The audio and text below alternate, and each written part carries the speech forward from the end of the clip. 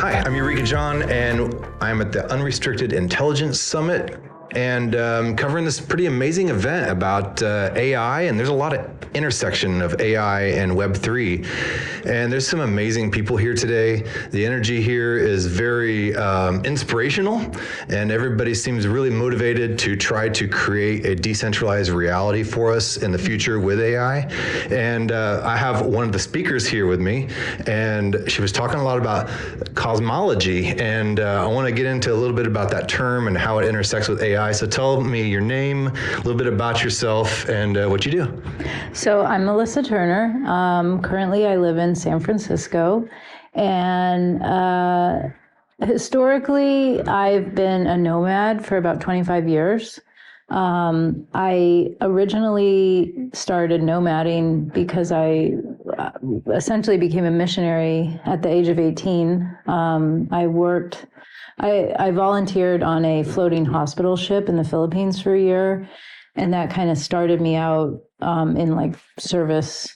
Did that from 99 to about 2005.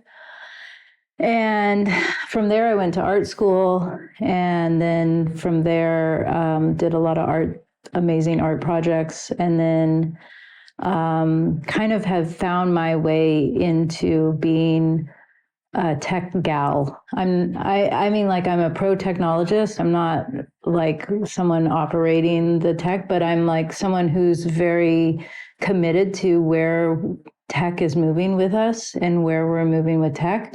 I love this moment, so I'm just here for it. Amazing. Yeah. So you're not actually there coding it, but you like to see where tech is steering our humanity in a sense, right? Yeah. I mean, I did try to do some coding, and honestly, I am committed to doing like a Marine grade boot camp. I really am. But I think my energy is best utilized actually creating spaces for transformation. And I also love diving deep into analysis, and I kind of consider myself like a cultural producer. So work on the like curation side and research side. Okay. And during your presentation, the one thing that stood out to me is how there's a lot of people that are going to be left behind with what's going on with AI. So tell me a little bit about that. Yeah, so that's definitely a concern of mine. And it's actually pretty related to being a missionary, because like just being an evangelist and having a heart for service, you automatically find people that are going to be left behind, and you want to share the good news with them. So with tech, my mom is a widow. She's a widow at this time. And when my dad died, I literally had to take her in under my care. I had to show her how to use a debit card. Like at the gas pump, I had to, my dad took care of everything, and they lived a kind of traditional life that way. And I really felt like my mom was going to get left behind, and I had to do everything for her. And I think that she wants to step into a completely new way of being herself in the world. But the gravity field is almost too much sometimes, because there's not a lot of like space set up for her success, because everything's moving so fast and changing so fast. So when ChatGPT came out, I was so excited about it. I was sharing it with everyone. So you got to try this. You got to try this. And then when the vocal one came out, I was like, oh, now you really have to try it. It's so easy. I started sharing it with my mom, and she wanted to bite, but she couldn't. There was something blocking her from talking to it. And I was like, no, you just use natural language. And, she actually told me one day in a text, she wanted to write a book, and she wanted like help with it based, using ChatGPT or another, like she's using Poe. And I thought, wow, okay, I can't be the one like answering her texts 3 times a day. So what could I do? I could look up a library that could have a text service, or then I was like, wait a minute, this could actually be a market where we create like access as a service space for people to come in. And essentially my idea is if we work in a 24-hour fitness had a child, and that child would be a space where people could come and learn about tech. They could take tech classes, multi-generational. There could be people with curriculum. There could be people onboarding other people into web3.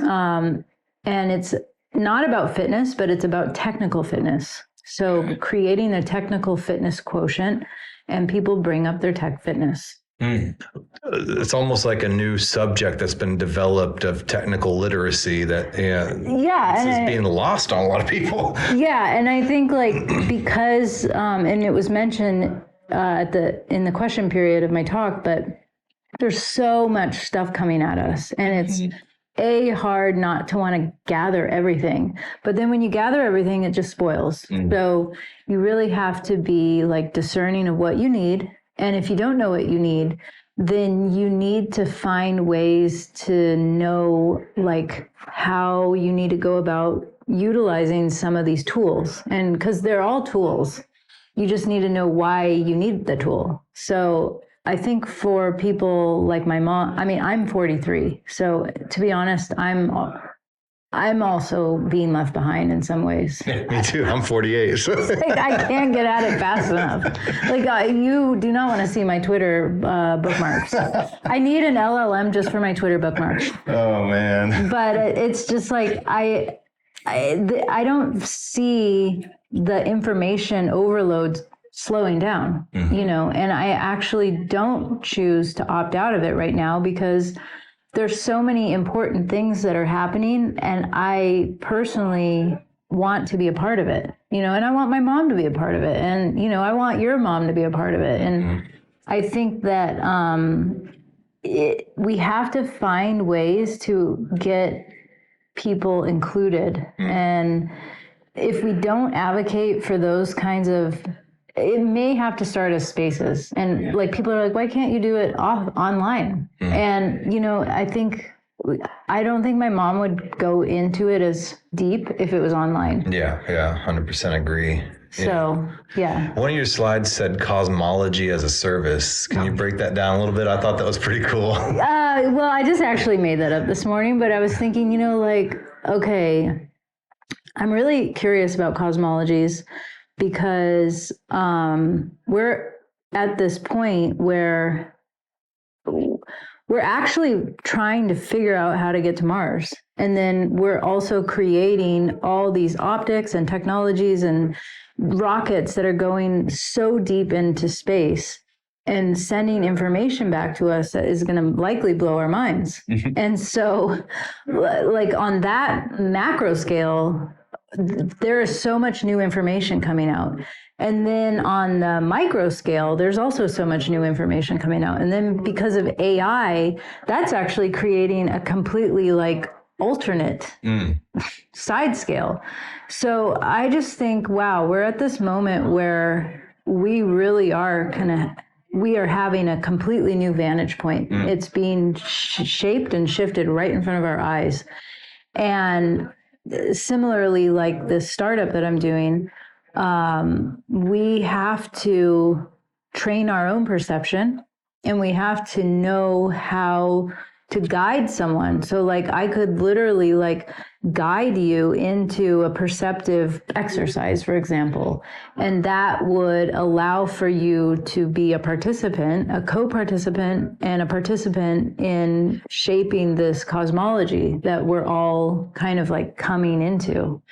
And I'm not like a philosopher, but I definitely get a really strong sense that we're on the brink of a cosmological like explosion of some kind, like a Cambrian explosion. Exactly. Yeah. So I guess if you break down the word cosmology, it's logos, which is a word, and cosmos, which is world. So it's the word of the world, or how we speak out our worldview, right? Yeah. And and like I'm also really interested in like I didn't put it on the slide. I thought about it.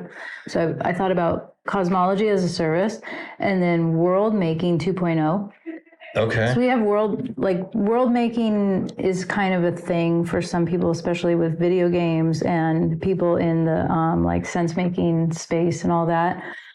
But when you put AI into the mix, there's like an accelerant to that. Yeah. And not only an accelerant of speed, but it's like a flooding of data. And so something about that surface area to me feels very important to wrap our understanding around. When we add surface area to a bubble, it gets larger in areas that we haven't expected. Okay. And that's just like my mind illustrates that. And I'm thinking, yeah, we're adding new values to something that we never had those values before. Interesting.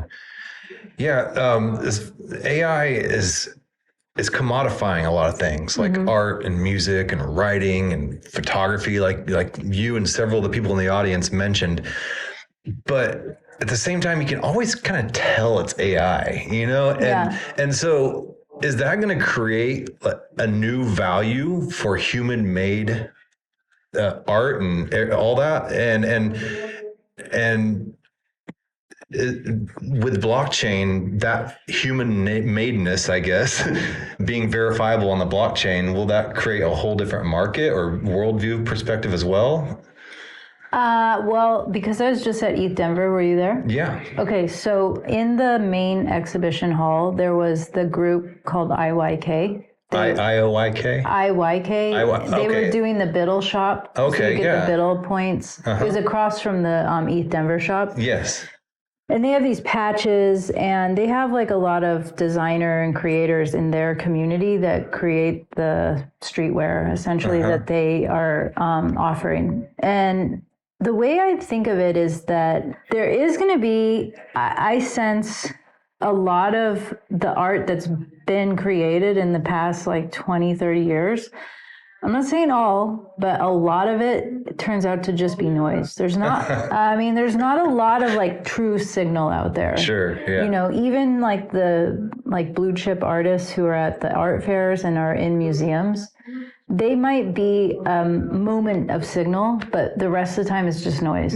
And that's what I look for personally, like as someone who has cultivated a way to see through. Yeah. Because a lot of people want to create things, and I'm so pro creation, like just, try your hand at doing this. But I think that because now everybody has access to these tools, sure, it's going to move out the noise. Okay. And it's going to reduce the noise and actually bring up the signal. So people who we would have called them artisans like 100 years ago, and we may be calling them artisans again, but now those people who are truly devoted to being like the craftspeople, the artists who are like on the cutting edge of, like seeing through the zeitgeist and like actually framing where they're part of this cosmological creation. Those people will have a lot easier time because they have been working with signal. I see. You get it? And so the AI kind of will filter out all the noise, and it'll bring back the canvas stretchers, and people like that. It'll bring back people that I think of it as like there are people who are truly devoted to creating things. Okay. And you can always tell, like when you're in a room full of these artist types, because the ones who are really dedicated, they may not be as boisterous, and they're not trying to like hobnob with the VCs and the this and the that. And so there's that part. And then on-chain stuff is super interesting because like I brought up the IYK thing because there is something where you want to support that. And I don't know like psychologically where I want to track like how that relates to I go to farmers markets, for example. I want to go to farmers markets because I want to support local produce, for one. Sure. Yeah. 2, I like the quality of the food better. 3, I think it's better for the environment. It's like I can go all down the line. So I can relate that experience to these like smaller niche designer, artisan, craft people.